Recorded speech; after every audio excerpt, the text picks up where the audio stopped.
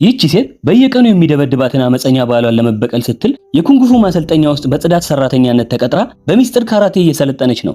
አኒ ይህ ሰው ለሷ ከፈጣሪ የተቸራት ዕጣ ፈንታዋ እንደሆነ እርግጠኛ ነች። በቅዠት የተሞላ አሰቃቂ የሆነ ትዳር ውስጥ እየገባች እንደሆነ ግን ምንም አላወቀችም። ከተዋወቁ ከ3 ወር በኋላም ትንሿን ያደገችበትን የገጠር ከተማ ለቃ ከዚህ ሰው ጋር በትዳር ተጣምራ ወደ ከተማ ገባች። አኒ በአዲሱ የከተማ ህይወቷ ደስተኛ የሆነች ይመስላል። ከዚህ ቀደም እንደዚህ ግዙፍና የሚያምር የገበያ ማዕከል አይታ አታውቅም። በሚያብለጨልጩ መብራቶች የተንቆጠቆጡት ህንጻዎችና በእግረኞችና በመኪኖች ትርምስ የተሞላው ከተማ ለሷ እንደ ህልም ነበር። ብዙም ሳትቆይ በአንድ የገበያ ማዕከል ውስጥ ስራ አግኝታ ተቀጠረች። በገበያ ማዕከሉ ውስጥ የምታየው የዕቃ ብዛትና አይነትም ተጨማሪ ግርምትን ይፈጥርባት ነበር። እዚህ መስራት መቻሏም በህይወቷ ደስታን ከሰጧት ነገሮች አንደኛው ነበር። ነገር ግን ጊዜው እየነጎደ ሲሄድና እሷም ተደላድላ መኖር ስትጀምር የባሏ ተቆጣጣሪ የሆነ ባህሪ በጉልህ መታየት ጀመረ። በተደጋጋሚ ይጠራጠራታል። ስራውን ሁሉ ለቆ መግቢያ መውጫዋን ይከታተል ጀምሯል። ሁል ቀንም ዕቃ ሊገዛ የሄደ አስመስሎ በምትሰራበት ቦታ እየሄደ ይከታተላት ነበር። ምንም አይነት ወንድ እንዳይጠጋትን ምሳ ሰዓት ላይ ስራ ቦታዋ ሄዶ አብሯት ምሳ ይበላል። በዚህ ሁሉ ድርጊቱም አኒ ለአንድ ቀን እንኳን ቅር ተሰኝታ አታውቅም።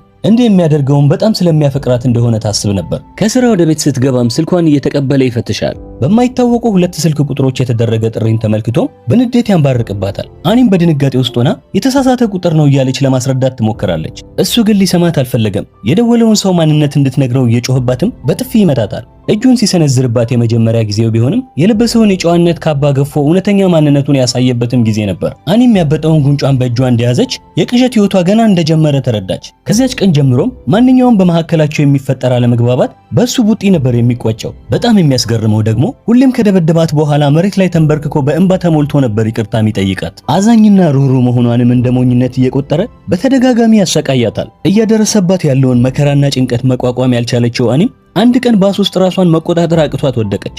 ወደ ሆስፒታል ተወስዳም ከተኛችበት ስትነቃ ሐኪሙ እርጉዝ እንደሆነች ነገራት። ልጅ መውለዷም የባለቤቷን ባህሪ ይቀይረዋል ብላ ስላሰበች በዜናው ደስተኛ ሆና ነበር። ነገር ግን ባለቤቷ የሚቀየር አይመስልም። ጊዜው እንደቀልድ ሄዶ አሁን ላይ የሴት ልጅ እናት ሆናለች። ይለወጣል ብላ ያሰበችው ባለቤቷም ከቀድሞ በበለጠ ሁኔታ ጭካኔውን አባብሶ ቀጥሏል። በየጊዜውም የልጅቱ እግር ከቤት ሲወጣ እየጠበቀ ሚስቱን በጭካኔ ይደበድባታል። ጠንካራ ቡጢዎቹ በተደጋጋሚ በላዩ ላይ እየወረዱ ሰውነቷን ቢያዝሉትም ለልጇ ስትል ጥርሷን ነክሳ ዝም ብላ እየኖረች ነው። ልጃቸውም እየሆነ ስላለው ነገር ብዙ የተረዳች አትመስልም። በሷ አይን ይህ ቤተሰብ ደስተኛና በፍቅር የተሞላ ነው። አኒም ለልጇ ደስታ ስትል አንድም ቀን ስለ ፍቺ አውርታ አታውቅም። ይሁን እንጂ እንዲህ ባለው ሁኔታ መኖሯን ከቀጠለች መጨረሻዋ እንደማያምር ገብቷታል።